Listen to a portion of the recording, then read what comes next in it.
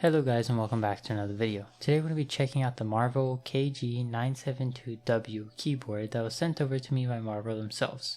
Now this keyboard goes for $79.99 as of now, but the original price is $99.99. Now the estimated shipping date of this keyboard is August 11th, and I believe if you pre-order it then you get the $79.99 deal, and when it goes to after August 11th then it'll go back to being original price. So this keyboard comes in 4 different color options: teal and white, all white, pink and white, which is what I have here today, and all black. It also comes in 2 different switch options: the sea salt tactile switch and the cherry pink linear switch. I have the tactile version here today. Inside the box you get the keyboard, a coiled USB cable that goes with the color of your keyboard, so I got a pink coiled cable, 3 extra keycaps, 6 extra switches, 1 keycap and switch puller, and of course the manual. With that being said, let's get into what this keyboard has to offer. Now this is a 98% mechanical keyboard that features a gasket mounted design and has very nice PBT double shot keycaps. The quality on these keycaps is very nice and solid, and I honestly wouldn't recommend switching these out if you do like them because they feel nice and look nice as well. This keyboard also has 3 different connectivity modes: Bluetooth, 2.4 Hz, and wired. It is fully hot swappable, but the PCB is north facing. It does have RGB backlit, and it has a 3000 mAh battery.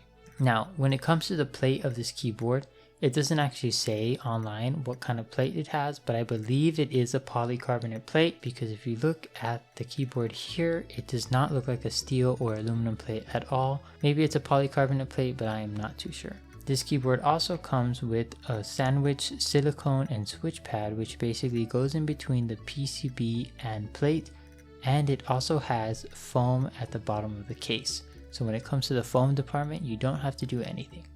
Now let's talk about these stabilizers. These stabilizers are great right out the box. I really wouldn't recommend doing anything to them.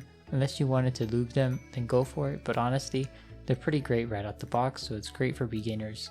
And I really like how they feel and sound with little to no ticking or wobbling on the stabilizers. Now the gasket performance on this keyboard is pretty decent. It could have been better, but for the price that you're getting, I think it does a pretty good job. Now here is how this keyboard sounds right out the box.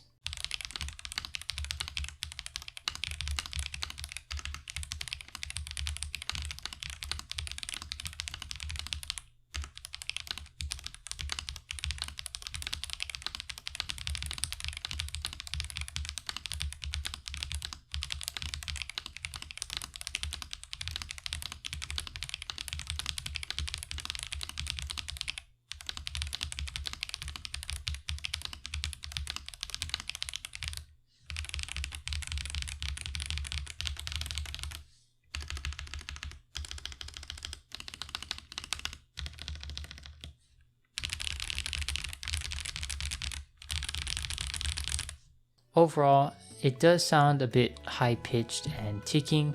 I'm pretty sure that's because of the switches that are causing the ticking that you hear that makes that really high-pitched sound, and that's why I'm going to recommend you guys choose the cherry pink switches over the tactiles. I ended up lubing one of the switches to see if that would remove it, and it kind of is still there, but not as apparent.